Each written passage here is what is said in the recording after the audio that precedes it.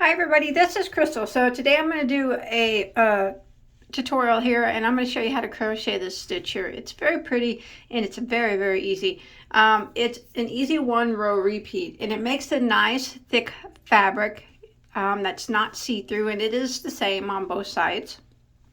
It makes like little bean stitches, kind of, or little puffs, but it's very simple to do. So this would work well for nice thick scarves, a nice blanket, a nice warm blanket, wash rags or hot pads, stuff like that, because it's got a bumpy texture, would work well for wash rags. A nice sweater stitch. I think if you want a nice thick sweater or something like that, this is just a nice thicker fabric, and it's super simple. If you're a beginner and you know how to do the basic stitches, you'll be able to do this. So why don't we go ahead and get started, and I'll show you how to do it. So this stitch it's called the double single crochet. Very easy to do. So for the yarn that I'm using for the demonstration, I'm using, this is from Joann's. It's Joann's Big Twist Classic. It is a bulky number 5 weight yarn, but of course, depending on what you're using, depending on what yarn you're using, you can use whatever you're making. Will determine what yarn that you use. And then I'm using a size J, which is a 6mm hook for my particular demonstration here. And as always, don't forget to hit that subscribe button and check out my hundreds of tutorials. I'd really appreciate that. And I have lots of yarn content if you don't crochet, if you like yarn like me. And give this video a like and a comment below. I'd really appreciate that. All right, so first we'll start out with a slip knot on our hook. So this stitch is done in any multiple stitches, any number of chains. There's not a particular multiple that you need, so you can chain to any number that you want. You don't have to worry about any certain number. So whether it be a scarf or a blanket, you would just chain until you get the width that you want. Remember, no particular number for this stitch.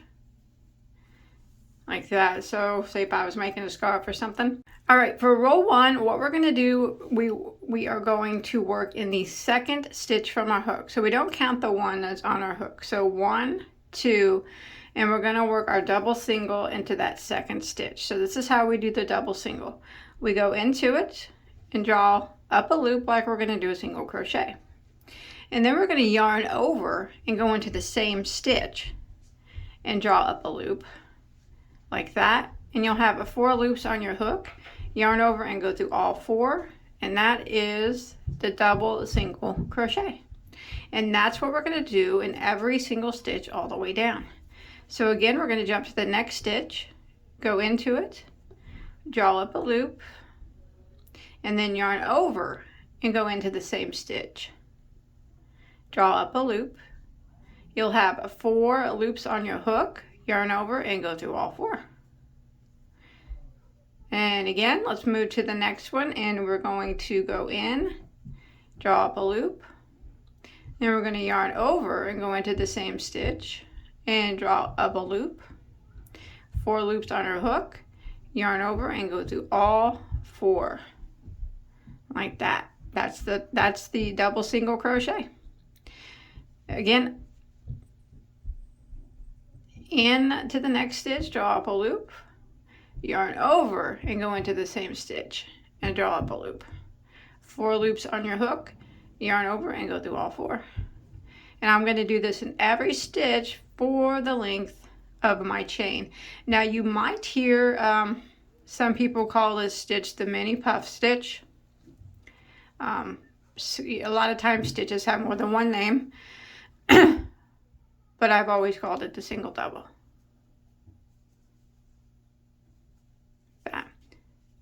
So I'm going to do this until I get to the end of row 1.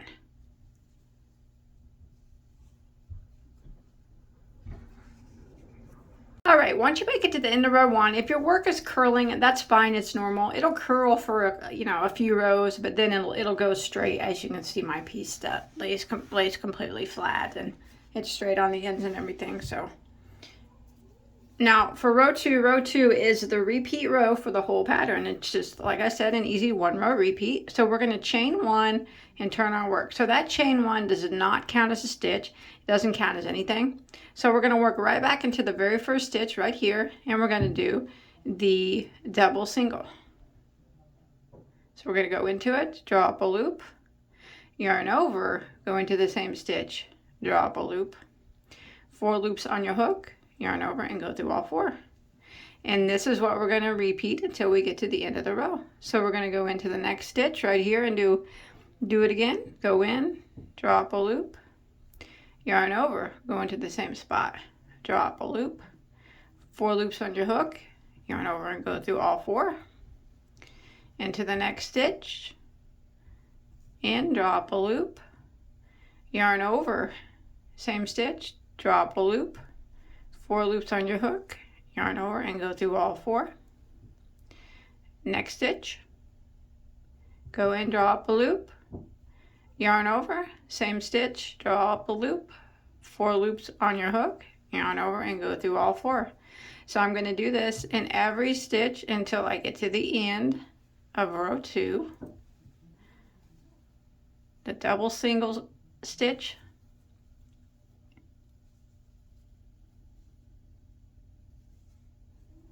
just like that. Coming to the end of row 2, and I'm going to do my double single into my last stitch, and that's it. That's what it looks like. And then we're just going to repeat row 2, chain 1 and turn, and we're going to keep repeating row 2 till we get whatever we're making as tall as we want it to be. So it's super, super easy stitch, but yeah, it's very interesting. It has lots of texture and not a lot of holes in it. I think it'd make a great baby blanket, great little throw, great, like I said, wash rags and pot holders if you wanted to use some cotton yarn on that. But great for a lot of things. So that's it. I hope that you enjoyed my tutorial. Remember, please don't forget to hit that subscribe button and turn on the notifications and make sure it's set to receive all notifications. I usually put on videos every day of some type. Hopefully that you enjoy them. And don't forget to give this video a like and a share if you can. And I'll see you guys on my next video, whatever that might be. Stay safe, everybody. Bye-bye.